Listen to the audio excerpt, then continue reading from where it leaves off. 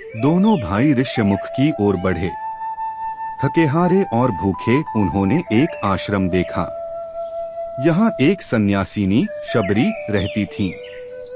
वह बहुत बूढ़ी थीं और मुश्किल से देख पाती थीं या चल पाती थीं। लेकिन फिर भी उन्होंने राम को भोजन देने के लिए बेर एकत्र किए थे। जब उन्होंने राम और उनके भाई को अपने दरवाजे पर देखा तो उनकी खुशी का ठिकाना नहीं रहा। उन्होंने उन्हें अपनी आतिथ्य भावना से स्वागत किया। शबरी का राम के प्रति प्रेम और भक्ति उसे स्वर्ग में स्थान दिलवाया। शबरी के आश्रम से राम और लक्ष्मण ऋष्यमुख पर्वत के पास पहुँचे और पंपा झील के पास कुछ समय के लिए विश्राम किया। भले ही श्री राम विश्राम करने की कोशिश करते, लेकिन उनका मन हमेशा सीता के लिए व्यथित रहता। वह कुछ खा नहीं सकते थे।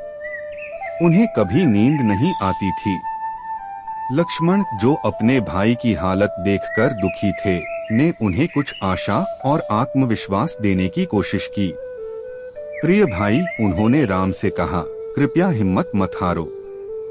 मुझे पूरा विश्वास है कि हम सीता को ढूंढ सकते हैं और रावण से उसे मुक्त करवा सकते हैं। तो फिर हमें अब समय बर्बाद नहीं करना चाहिए, राम ने कहा, और वे जल्दी ही ऋष्यमुख पहुंच गए, जो एक पहाड़ी इलाका था जहां कई वानर रहते थे। सुग्रीव उनके नेता थे।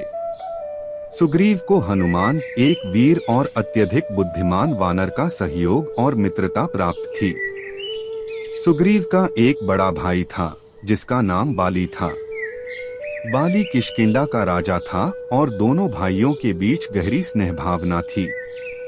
एक बार बाली को एक राक्षस से लड़ना पड़ा और वह उसे एक गुफा में पीछा करते हुए ले गया। गुफा में प्रवेश करने से पहले उसने सुग्रीव से कहा कि वह गुफा के द्वार पर पहरा दे। सुग्रीव वहां धैर्यपूर्वक खड़ा रहा, लेकिन जब कई दिनों तक बाली बाहर नहीं आए तो वह चिंतित हो गया। उसकी चिंता और बढ़ी जब उसने राक्षस की दहाड़ सुनी और गुफा से खून बहते देखा। उसने यह सोचकर कि बाली मर गया है, गुफा के मुंह पर एक विशाल चट्टान रख दी और किष्किंधा लौट आया। चूंकि राज्य बिना राजा के था, लोगों ने सुग्रीव को राजा बना दिया। एक दिन अचानक बाली वापस लौट आया। जब उसे यह पता चला कि सुग्रीव राजा बन गया है, तो वह बहुत क्रोधित हुआ।